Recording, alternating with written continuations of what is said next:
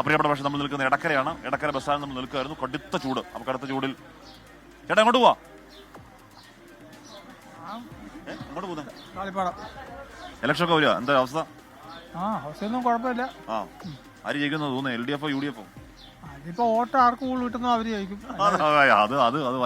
അത് വൻ മറുപടി. വോട്ട് ആർക്ക് കിട്ടുന്ന അവര് ജയിക്കുന്നുണ്ട്. ചോറൊക്കെ ഉണ്ടോ?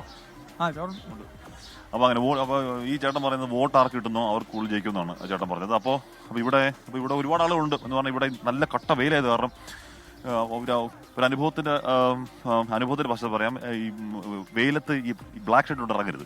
അസാധ്യമായ ഒരു 10 വെയിലാ 100 എന്ന് ഫീൽ ചെയ്യും ബ്ലാക്ക് ഷർട്ട് ഇട്ടാൽ. അത് ഞാൻ ചുമ്മാ സാന്ദർഭിക സൂചിപ്പിച്ചെന്നേ ഉള്ളൂ. അപ്പോൾ അവിടെ അപ്പോൾ ഇലക്ഷൻ ഇപ്പം അപ്പോൾ ഗോകുൽ അപ്പോൾ അല്ലോ ഓടുക. അതായത് നമ്മൾ ഇവിടെ വന്ന് പോയതേ ഉള്ളൂ, പോയിട്ട് 10-20 ദിവസം ആയിട്ടേ ഉള്ളൂ. വീണ്ടും ഒരു ഇലക്ഷൻ വരുന്നുണ്ട്. പക്ഷെ എനിക്കൊന്ന് അന്ന് കണ്ടതിനേക്കാൾ കൂടുതൽ UDF ക്യാമ്പ് കുറച്ചുകൂടെ കോൺഫിഡൻസിലാണ്.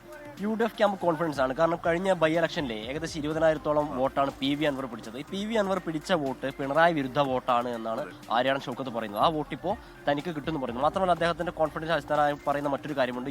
ഒരു UDF സ്ഥാനാർത്ഥിക്ക് നിലമ്പൂർ മണ്ഡലത്തിൽ കിട്ടിയ ഏറ്റവും വലിയ ഭൂരിപക്ഷത്തിൽ അദ്ദേഹം ജയിക്കുമെന്ന് പറയുന്നുണ്ട്. പക്ഷെ അങ്ങനെ പറയുമ്പോഴും നിലമ്പൂരിന്റെ ഒരു രാഷ്ട്രീയ പശ്ചാത്തലം നമ്മൾ മനസ്സിലാക്കുമ്പോൾ ഏറ്റവും ആദ്യത്തെ ഇവിടുത്തെ വിജയം ഇടതുപക്ഷത്തിനൊപ്പമാണ്. കുഞ്ഞാലി ജയിക്കുന്നു, പിന്നെ TK ഹംസ ജയിച്ചു, PV അൻവർ 2 തവണ ജയിച്ചു. ഇതൊക്കെ സ്വതന്ത്ര പരീക്ഷണത്തിന്റെ അടിസ്ഥാനത്തിലാണ് ജയിക്കുന്നത്.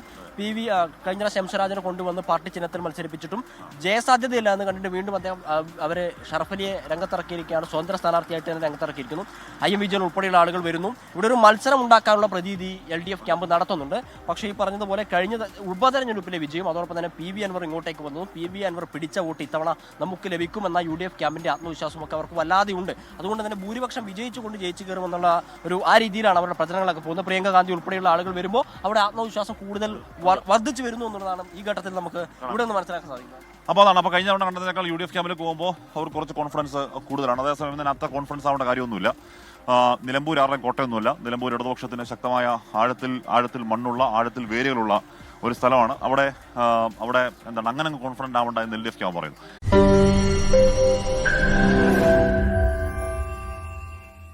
ലോകത്തെവിടെയായാലും ഏത് സമയത്തും 24 വാർത്തകളും ഓഗ്മെന്റഡ് റിയാലിറ്റി പാക്കേജുകളും എക്സ്പ്ലെയിനറുകളും വിശദമായി കാണാൻ ഞങ്ങളുടെ YouTube ചാനൽ നിങ്ങൾക്ക് സബ്സ്ക്രൈബ് ചെയ്യാം.